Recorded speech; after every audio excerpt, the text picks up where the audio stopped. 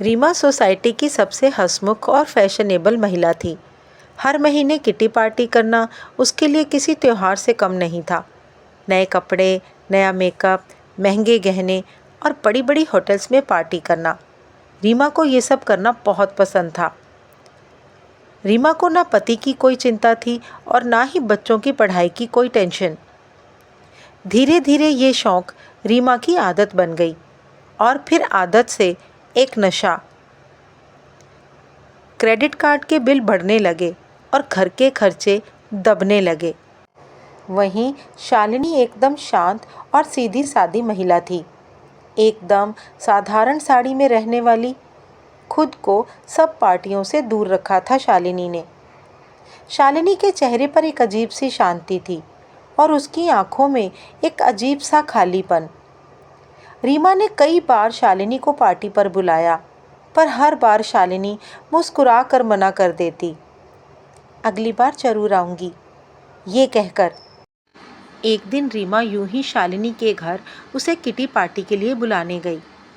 घर में घुसते ही उसे एक अजीब सी ठंडक का एहसास हुआ। कमरा बहुत सादगी से भरा था, ना कोई महंगे पर्दे, ना कोई चमक दमक। बस दीवार पर एक पुरानी तस्वीर टंगी थी, जिसमें एक छोटी सी प्यारी बच्ची मुस्कुरा रही थी। रीमा ने बच्ची की फोटो को देखा और आश्चर्य से शालिनी की तरफ। शालिनी ने रीमा की आंखों में सवाल को पढ़ लिया था। शालिनी ने रीमा से कहा, रीमा, तुम जानना चाहती थी ना कि मैं किटी पार्टी में क्यों नहीं जाती? मैं भी कभी तुम्हारी ही तरह थी। हर महीने नई साड़ी, नया मेकअप और नए शौक। पर उसी दिखावे के पीछे मैं मेरी नन्ही सी जान को खो बैठी। रीमा चुपचाप सुन रही थी। शालिनी ने फिर कांपती आवाज में बताया, एक बार मेरी बेटी पायल बुरी तरह बीमार थी, लेकिन उस दिन भी मेरी किटी पार्टी थी। थीम थी डॉल हाउस।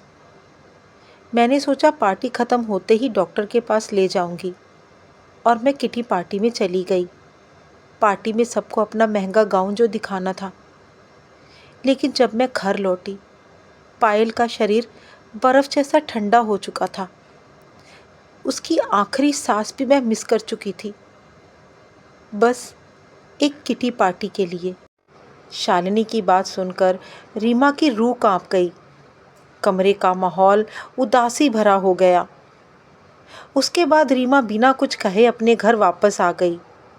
उस रात रीमा ने पहली बार सोचा, सच ही तो कहा है शालिनी ने, ये सब दिखावा है।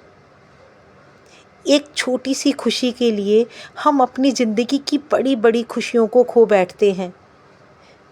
कितना कुछ खोया है शालिनी ने। मैं अपनी ज़िंदगी में ये सब नहीं गंवाना चाहती।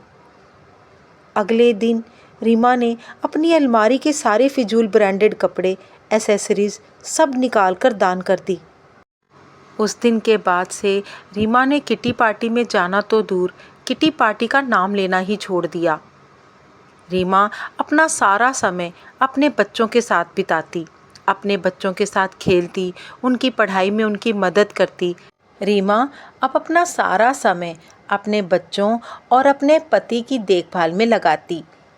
उस दिन के बाद रीमा के लिए पार्टी एक खुशी का मौका बन गया था, ना कि दिखावे का। फ्रेंड्स, किटी पार्टी करना बुरा नहीं है। खुश रहना, दोस्तों के साथ समय बिताना, हंसना, बतियाना ज़रूरी भी है।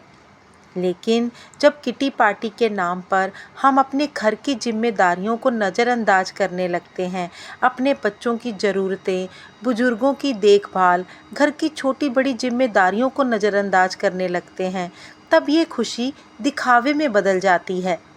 समझदारी इसी में है कि हम संतुलन बनाकर चलें, खुशियों को बांटें, पर अपने घर और अपनों को कभी ना भूलें, क्योंकि घर से बड़ी कोई पार्टी नहीं होती। कहानी अच्छी लगी हो तो कहानी को लाइक और शेयर कीजिएगा। चैनल को सब्सक्राइब करना बिल्कुल नहीं भूलिएगा।